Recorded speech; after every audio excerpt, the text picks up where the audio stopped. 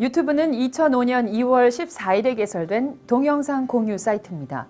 유튜브 명칭은 사용자를 가리키는 U와 동영상을 가리키는 튜브의 합성어로 당신을 위한 방송이라는 의미입니다. 전 세계에서 15억 명의 가입자를 확보하고 있고 2006년 10월에 구글이 인수해서 현재에 이르고 있는데요.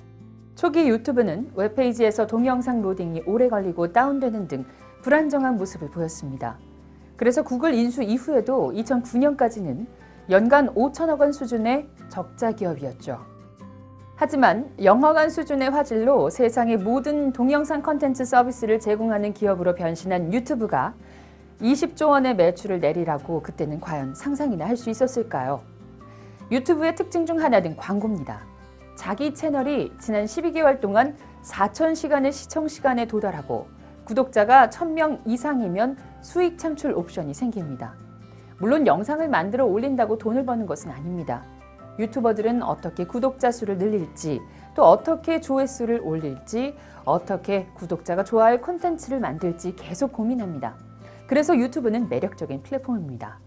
재능, 관심사, 취미, 전문성으로 누구나 도전할 만한 기회의 세계입니다.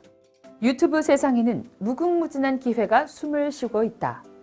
유튜브를 통해 17억 연봉을 받는 대도서관은 자신의 책 유튜브의 신에서 이렇게 말하고 있습니다.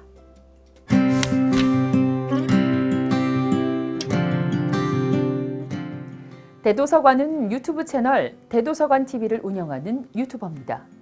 2010년 게임을 소재로 유튜브 세계에 입문해서 2015년에는 엉클대도 법인을 설립한 유튜버이자 기업인입니다. 선정성과 욕설이 난무하는 인터넷 방송의 부정적인 면을 선한 이미지와 재치 있는 입담으로 개선하는 데 일조해 왔습니다. 또한 인터넷 개인 방송 시장을 확장한 1인 미디어계의 선구자로도 평가받습니다. 대도서관의 주특기는 스토리텔링입니다. 속도감 있는 짧은 문장으로 읽는 맛을 더하고 또 직접 경험한 이야기와 신선한 사례로 흥미를 돋웁니다. 마치 내 말만 잘 들으면 너도 성공할 수 있어 라고 말하는 입단 좋은 선배 이야기처럼 유튜브의 신은 유튜브 세상을 멀지 않게 설명합니다.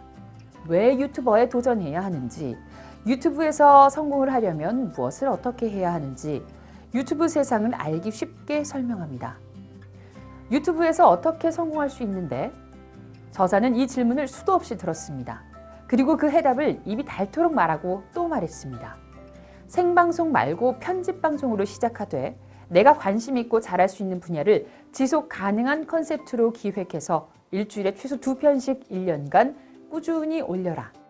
짧고 명쾌한 한마디를 원하는 독자를 위해 대도서관이 준비한 유튜브 성공 비결 한 문장입니다. 비결은 의외로 쉽고 단순해 보입니다. 그러나 현실은 말처럼 단순하지 않습니다.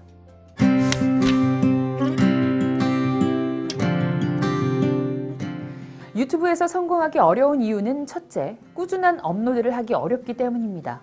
대도서관의 성공 비결 정의에 대입하면 일주일에 최소 2편씩 최소 1년간을 지속해서 올려야 합니다. 매주 2편의 영상을 매번 새롭게 기획해야 합니다. 재미있어야 하거나 구독자의 흥미를 불러일으켜야 하거나 남다른 정보를 줄 수 있어야 한다는 조건도 필요합니다. 그러나 모든 조건에 앞서 매주 2편을 올리기가 참 어렵습니다. 영상 4-5편을 겨우 올리고 조회수가 늘기를 바라는 대다수 유튜버는 실패합니다. 둘째, 내가 관심 있고 잘할 수 있는 분야를 정하기가 어렵습니다.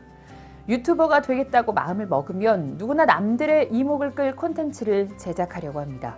여기서 내가 할 수 있는 것과 대중의 관심 사이의 줄다리기가 시작됩니다. 그러다가 대다수는 대중의 관심을 택하게 되고 따라서 콘텐츠 기획이 어려워집니다. 그러면 첫 번째 이유는 꾸준한 업로드를 못하는 상태로 빠집니다. 자극적인 반짝 동영상 하나로 대박을 치리라 마음을 먹으면 절대 돈을 벌 수 없다. 저자는 이렇게 조언합니다. 셋째, 이미 많은 팬을 형성한 인기 유튜버를 따라하면 성공하기 어렵습니다. 다수의 스타트 유튜버들은 대도서관 생방송이 인기가 높으니 나도 생방송으로 해야지 라고 생각하면서 시작합니다. 생방송은 자극적이며 선정적인 내용이 담기고 일부 시청자에게 상처나 불쾌감을 주는 실수가 일어나기 쉽습니다. 하지만 실수를 예상하기도 어렵고 또 실수는 이미 엎질러진 물처럼 돌이킬 수도 없습니다. 인터넷 생방송 황금 시간대인 밤 9시부터 새벽 1시에 해야 하는 치열한 경쟁도 생방송 진행의 다른 위험입니다.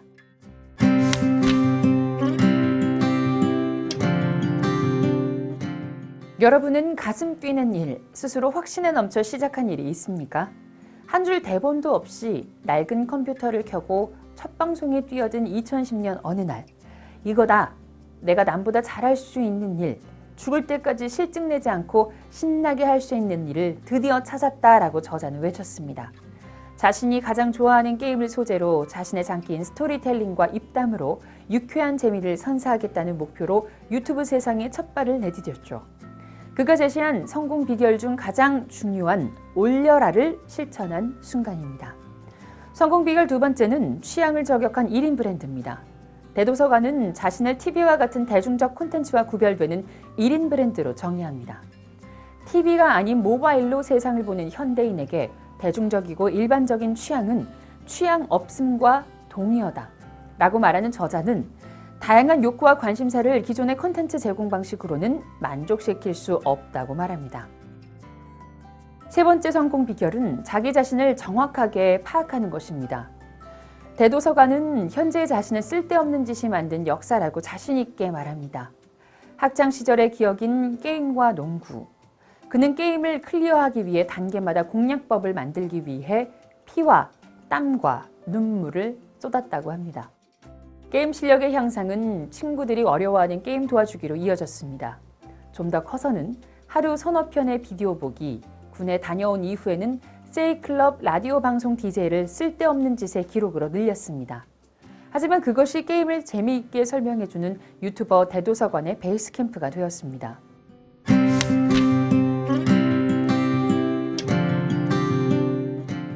양질 전환이라는 말이 있다. 양이 일정한 수준 이상으로 쌓이면 질적인 변화가 일어난다는 말이다. 양질 전환처럼 1인 미디어에 잘 어울리는 말은 없을 것이다.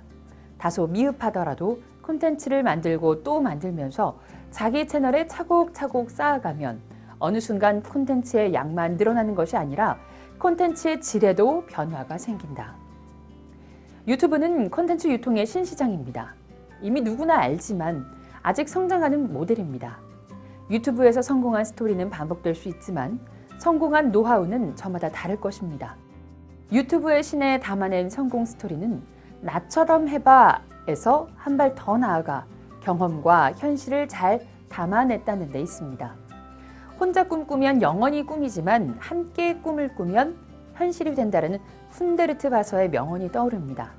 관심이 있다면 콘텐츠를 나누는 유튜브 1인 크리에이터에 도전해보는 것은 어떨까요?